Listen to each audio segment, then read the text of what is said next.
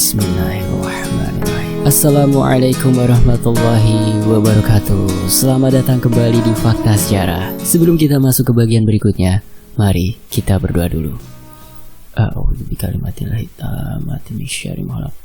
Bismillahirrahmanirrahim. La yadurru ma ismihi syai'un fil ardi wa la fis sama' wa huwas samiul 'alim. Allahumma shalli 'ala sayyidina Muhammad sallallahu alaihi wasallam. Ini dia bagian berikutnya. Jelmaan Suamiku, ditulis oleh Resti Anjayani.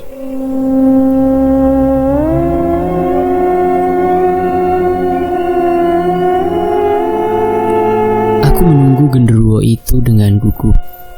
Bagaimanapun ini pertama kalinya dia akan langsung muncul di hadapanku dengan wujud aslinya. Karena dia dulu hanya sering datang menyerupai suamiku, atau hanya dalam mimpi. Aku duduk di tepi ranjang yang berhiaskan bunga 7 rupa dengan lampu yang sedikit remang-remang. Tiba-tiba saja, ranjang yang aku duduki bergetar, sontak membuatku kaget. Apakah ini adalah pertanda genderuwo itu akan datang? Lalu, ada asap hitam datang, semakin lama ukurannya semakin besar, dan berubah menjelma menjadi sosok hitam, tinggi besar, berbulu lebat, dan mata berwarna merah menyala. Ini bukan pertama kalinya aku melihat sosok ini, karena aku sering melihatnya di dalam mimpiku. Dia mulai menjamahiku. Kenikmatan bercampur rasa sakit yang aku rasakan. Aku menahannya dan harus melayaninya dengan baik.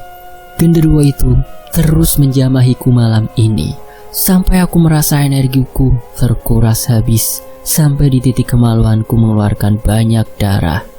Dia meraung, karena baginya pertunjukan itu adalah hal yang spektakuler. Setelah aku benar-benar terkulai lemas, dia pun pergi menghilang.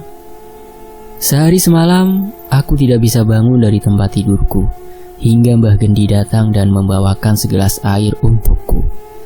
Air itu berwarna merah darah. Mbah Gendi mengatakan ini bukan air, tapi memang darah ular. Aku dipaksa untuk meminumnya. Minumlah darah ular ini. Tenagamu akan pulih kembali setelah meminum darah ular ini, kata Mbah Gendi. Dengan ragu aku mencoba untuk meminumnya. Rasanya sungguh tidak karuan. Bau anyir menyengat, rasa mual dan jijik yang aku rasakan. Minum darah ular ini, kalau tidak tenagamu akan habis karena terserap oleh genderuwo itu, dan kamu bisa mati, kata Mbah Gendi. Dengan terpaksa, aku meminum darah ular itu. Dan benar saja seketika aku merasa tenagaku mulai pulih kembali. Ingat, kamu harus meminum darah ular ini setiap sesudah berhubungan intim dengan genderuwo itu, kata Mbah Gendi. Baik, Mbah. Genderuwo itu hanya akan datang setiap malam Jumat. Kamu harus mempersiapkan kamar khusus untuk melayaninya, kata Mbah Gendi. Aku mengangguk. Setelah ini, segala urusanmu akan dipermudahkan, dan kamu akan mendapatkan uang nomplok tanpa kamu duga. Tapi ingat, kamu harus mempersiapkan sesajen dan melayani genderuwo itu dengan baik, kata Mbah Gendi menjelaskan. Aku pun disuruh pulang oleh Mbah Gendi dengan berbagai petuah yang ia ingatkan padaku.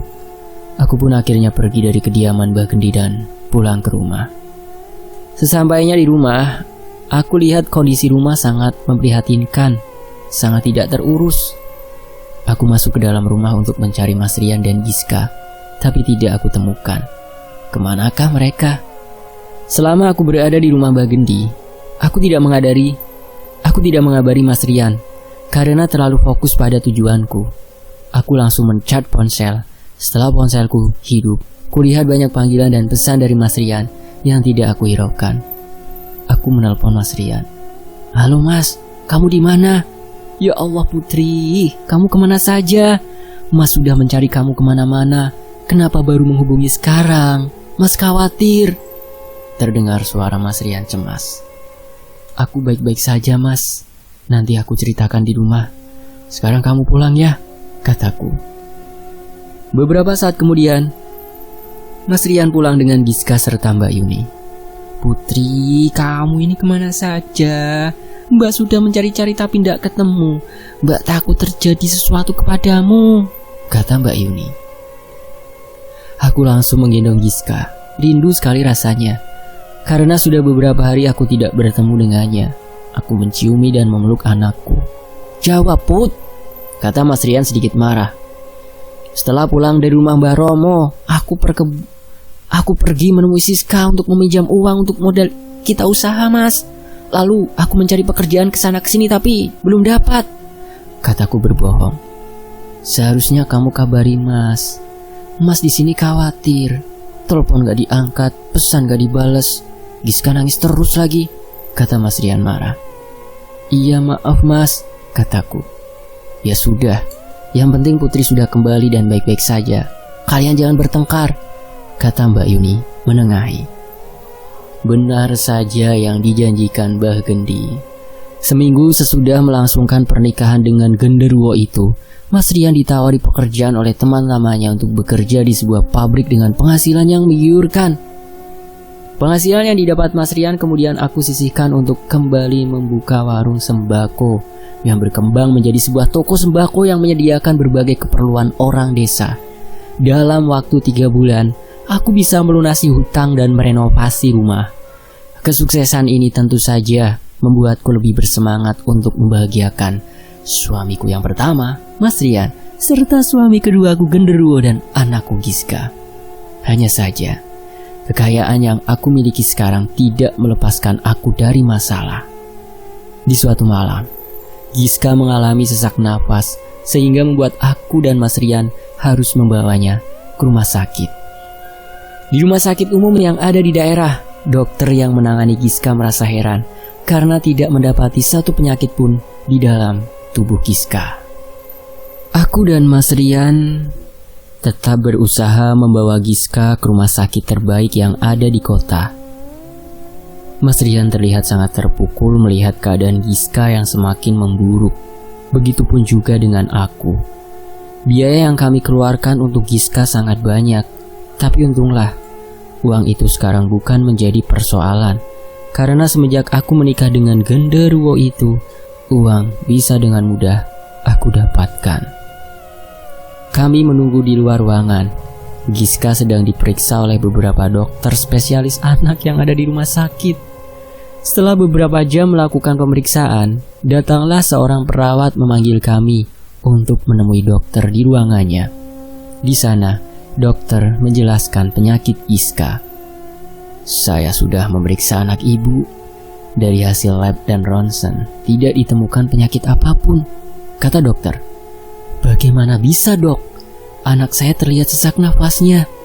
Mana mungkin tidak ada penyakit apapun," kata Mas Rian. "Ini adalah penyakit langka yang baru saya tangani. Saya harap Bapak dan Ibu sabar dan tenang. Kami pasti akan berusaha untuk menemukan penyakitnya dengan pemeriksaan lebih lanjut. Ibu dan Bapak terus berdoa untuk kesembuhan putri kalian," kata dokter.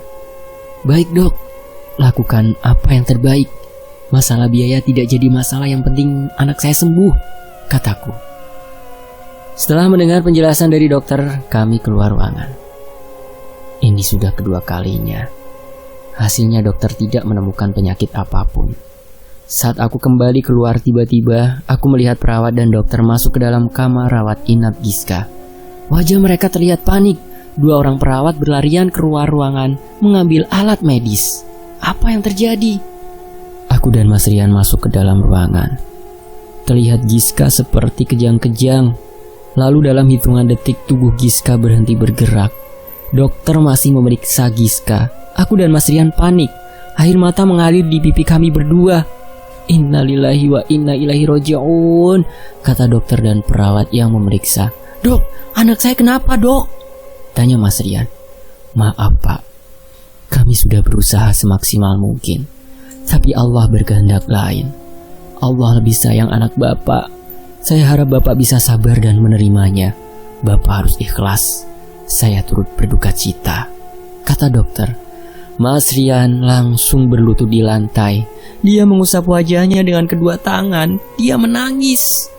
Aku langsung menghampiri Giska. Kulihat balita mungil itu sudah tidak bernyawa. Aku menggendong dan memeluknya. Giska, kenapa kamu tinggalin mama, nak? Ayo bangun, kataku dengan air mata berderai. Mas Rian memelukku dan Giska. Kami tidak percaya kenapa Giska bisa sampai meninggal secepat ini. Mas Rian menciumi wajah putri kami. Kami benar-benar terpukul menghadapi kenyataan ini. Selama 2 minggu, kami berjuang melawan penyakit Giska yang tidak diketahui penyebabnya. Akhirnya, kami harus rela melepas kepergian putri kami tercinta. Jenazah Giska dibawa pulang ke rumah kami untuk dimakamkan. Mas Rian menghubungi semua saudara dan keluarga kami.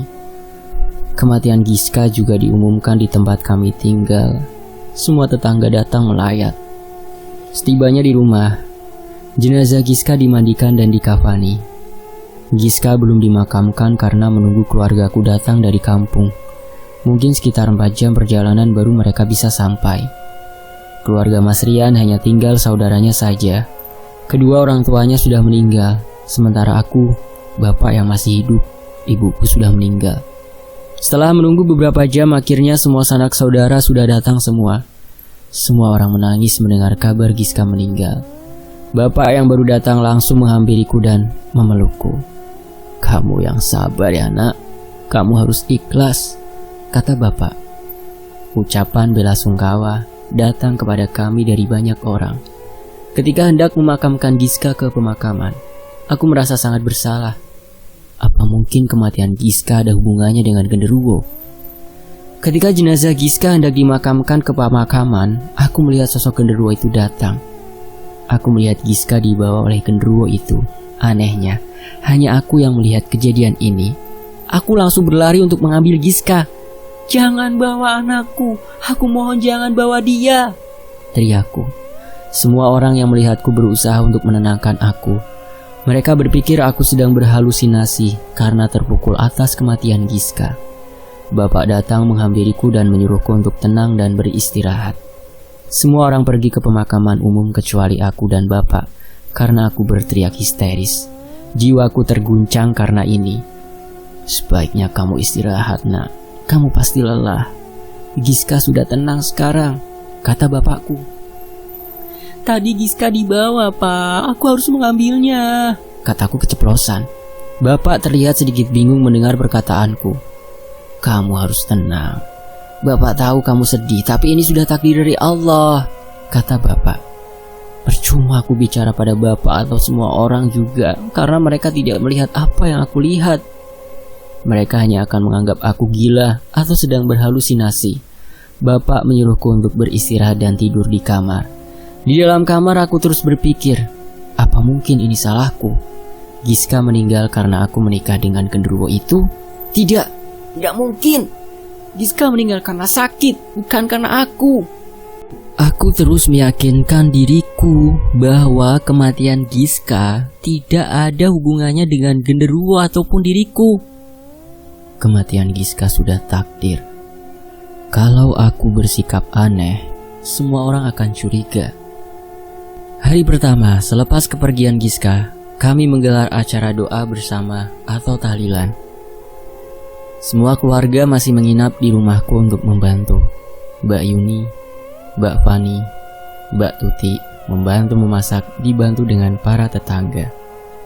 Memang di daerah kami kalau ada yang meninggal, semua tetangga dan keluarga saling membantu, baik dalam proses pemakaman ataupun tahlilan. Aku jadi teringat kalau 3 hari lagi adalah malam Jumat, di mana hari itu genderuwo akan datang untuk meminta haknya. Aku juga harus mempersiapkan sesajen dan ular untuk diambil darahnya untuk menyembuhkanku nanti. Semua orang sibuk. Aku berpikir untuk mencari pembantu untuk membantuku, sehingga aku tidak kerepotan mengurus segala sesuatunya nanti. Kulihat Mas Rian masih murung. Mas, hari ini aku mau pergi ke yayasan untuk mencari pembantu agar aku tidak kerepotan mengurus rumah, kataku. Nanti saja Put, ini masih dalam suasana duka, kata Mas Rian. Tapi Mas, aku butuh sekarang, kataku. Memangnya harus sekarang ya? di suasana seperti ini? Kan ada besok atau nanti. Gak enak sama yang lain. Orang lain membantu tapi kamu malah mau pergi, kata Mas Rian marah. Aku tidak menghiraukan ucapan Mas Rian. Aku tetap harus pergi mencari pembantu sekarang. Aku dikejar waktu. Aku pun pergi keluar rumah tanpa berpamitan. Bapak yang melihatku pergi mengejarku. Put, mau kemana? Tanya bapak. Putri mau keluar dulu sebentar pak, ada perlu. Putri buru-buru, kataku yang langsung pergi. Bapak menatapku penuh curiga. Singkat cerita, akhirnya aku mendapatkan 2 pembantu yang bisa aku bawa pulang ke rumah hari ini juga, yaitu Bi Ijah dan Mang Kardi. Memang ini terkesan buru-buru, tapi ya mau bagaimana lagi. Aku tidak mungkin mengurus semuanya sendirian. Sesampainya di rumah, kulihat persiapan untuk tahlilan nanti malam sudah selesai. Malam pun tiba. Semua tetangga dan keluarga berdatangan ke rumahku untuk berdoa bersama. Kami semua berkumpul di ruangan tamu yang kini sudah mulai cukup besar karena sudah direnovasi. Tahlilan baru akan dimulai tapi perasaanku tidak enak. Udara di dalam rumah pun terasa panas. Baru saja seorang ustadz mengucapkan Bismillah. Tiba-tiba lampu di ruangan tamu tempat kami berkumpul padam. Anehnya, hanya lampu itu saja yang padam, sementara lampu yang lainnya menyala. Akhirnya Mas Rian dan Bapak membetulkan lampu dan menggantinya sehingga dapat menyala kembali. Kami pun kembali melanjutkan untuk berdoa, tapi aku langsung pergi. Mas, aku sakit perut. Aku mau ke WC dulu ya, kataku berbohong. Mas Rian hanya mengangguk. Padahal sebenarnya aku tidak sakit perut, tapi justru aku ketakutan kalau mendengar ayat suci Al-Quran dibacakan. Entah kenapa aku jadi begini. Aku berdiam diri di kamar sampai acara tahlilan selesai. Mas Rian datang menghampiriku. Kok kamu malah diam di kamar sih? Bukannya ikutan berdoa? Kata Mas Rian kesal. Aku gak enak badan mas, kataku berkilah. Ya sudah, kamu istirahat saja, kata Mas Rian tanpa curiga. Keesokan harinya, semua keluarga pulang kembali ke rumahnya masing-masing, termasuk bapak. Nak, kamu jaga diri baik-baik ya, kata bapak padaku. Nak Rian, tolong jaga Putri ya. Bapak titip Putri. Semoga kalian selalu sehat dan tabah dalam menghadapi segala ujian hidup, kata bapak menasehati. Iya pak, terima kasih bapak sudah datang ke sini. Saya berjanji akan terus menjaga Putri, kata Mas Rian. Sebenarnya ada perasaan bersalah kepada Mas Rian karena aku telah mengkhianati Mas Rian. Meskipun ibaratnya aku berselingkuh bukan dengan manusia, melainkan dengan makhluk halus. Put, kamu juga harus kuat. Semoga kalian juga cepat dapat momongan lagi sebagai obat pelipur lara kalian, kata bapak mendoakan. Bapak dan semua saudara pun pergi. Akhirnya tinggal kami berdua dan 2 pembantu di rumah. Semenjak Giska meninggal, rumah jadi sepi. Malam pun tiba. Aku dan Mas Rian tidur. Tiba-tiba saja aku bangun karena mendengar suara tangisan. Tangisan itu tidak asing lagi. Suaranya seperti suara tangisan Giska. Tangisan itu semakin lama semakin kencang sehingga memekakan telingaku. Aku menutup telinga dengan kedua tanganku, tapi tangisan itu masih tetap terdengar. Anehnya, Mas Rian malah tetap tidur. Mas, bangun mas, bangun, Giska menangis, kataku. Aku menggerak-gerakkan tubuh Mas Rian agar dia bangun. Mas Rian menatap aneh. Kamu kenapa, Put? Mas, kamu dengar gak sih? Giska itu menangis, suaranya kencang sekali. Telingaku sampai sakit mendengarnya, kataku. Mas Rian heran melihatku. Giska sudah gak ada, Put. Kamu harus sabar, kata Mas Rian sambil memelukku. Jelas-jelas aku mendengar suara tangisan Giska, tapi kenapa Mas Rian tidak mendengarnya? Tangisan pilu Giska semakin jelas terdengar di telingaku dan sangat menyayat hati. Ada apa denganku sebenarnya? Mungkin aku belum siap kehilangan Giska. Jadi aku sering merasa kalau roh Giska masih ada dan terjebak di rumah ini. Entah kenapa aku selalu berpikiran seperti itu. Hari sudah pagi, aku membuka toko sembako milikku seperti biasanya. Dan Mas Rian sudah mulai bekerja kembali. Mang Kardi, bisa tolong bantu saya carikan ular? Kataku. Mang Kardi terdengar kaget mendengar permintaanku. Ular untuk apa, Bu? Mang Kardi takut dipatuk, kata Mang Kardi bergidik ngeri. Pokoknya cari aja, Mang. Nyuruh siapa atau bagaimana caranya? Pokoknya ular itu harus ada sekarang ini juga. Apapun jenis ular tersebut gak jadi masalah. Sebelum dibawa ke sini, ular itu buang dulu racun atau bisanya ya, kataku menjelaskan. Mang Kardi terlihat berpikir. Ini uangnya. Mang Kardi hari ini boleh pergi kemana saja untuk mencari ular tersebut, kataku sambil memberikan uang sekitar 5 juta rupiah. Ini uangnya banyak banget, Bu, kata Mang Kardi. Iya, itu uang untuk membeli ular. Berapapun harganya harus dibeli. Yang penting ular itu ada, kataku. Mang Kardi pun pergi dengan wajah kebingungan. Entah kemana dia akan mencari ular tersebut. Aku tidak peduli. Bi Ijah aku suruh membersihkan semua pekerjaan rumah. Toko sembako milikku sangat ramai dikunjungi pembeli, bahkan hampir tidak pernah sepi. Di dalam toko itu, aku menaruh sebuah kendi berukuran kecil, yang di dalamnya aku simpan beberapa helai bulu milik genderuwo itu yang terbungkus kain kafan. Mungkin itu yang menyebabkan tokoku menjadi laris. Aku menyimpannya di dekat bawah kolong meja kasir yang kututupi dengan kardus agar tidak ada yang melihatnya dan curiga. Aku tidak pernah mengizinkan siapapun membersihkan area kasir karena takut kendi itu diambil atau hilang, karena pantangannya benda itu tidak boleh hilang sama sekali.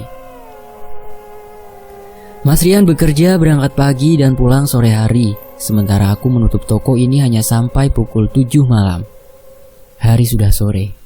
Akhirnya Mang Kardi pulang dan menghampiriku ke toko.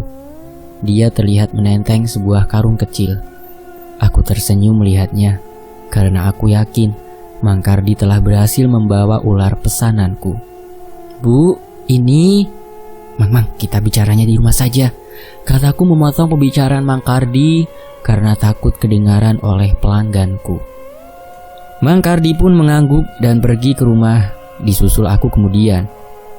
Setelah menitipkan tokoku kepada Bi Ijah. Gimana, Mang? Ada ularnya? Tanyaku sedikit pelan berbicara. Ada, Bu. Ini Mang Kardi nyarinya jauh. Mang Kardi menyuruh teman Mang Kardi. Untunglah dapat. Mang Kardi memberikanku karung berisi ular tersebut. Aku langsung menghindar karena takut. Ini racunnya sudah dibuang kan, Mang? Tanyaku memastikan. Belum, Bu. Mang Kardi dan teman Mang Kardi, Ujang, gak tahu cara membuang racunnya. Jadi mulut ular itu hanya Mang Kardi ikat rapat dengan lakban agar tidak bisa menggigit, kata Mang Kardi. Iya, bagus, Mang. Terima kasih ya, kataku. Ini, Bu, sisa uangnya. Mang Kardi hanya memberi uang ini sebagian untuk upah Ujang karena telah membantu mencari ular tersebut, kata Mang Kardi. Uang itu buat Mang Kardi saja, tapi jangan bicarakan hal ini pada siapapun ya, kataku yang langsung pergi membawa ular tersebut ke dalam kamar tempat aku melakukan ritual nanti. Aku pun membersihkan semua area kamar. Kusiapkan bunga 7 rupa bersama lilin-lilin kecil untuk nanti. Setelah menyimpan ular tersebut, aku pun menguncinya kembali. Memang, aku sengaja menyiapkan kamar khusus yang tidak boleh dimasuki oleh siapapun, termasuk suamiku. Rumah ini menjadi sangat besar setelah ku renovasi. Memiliki 5 kamar. 1 kamar di paling ujung, sengaja aku buat khusus tempat aku melayani genderuwo itu. Mas Rian tidak pernah mengetahuinya, karena aku beralasan kamar itu digunakan untuk gudang dan aku selalu mengunci kamar tersebut.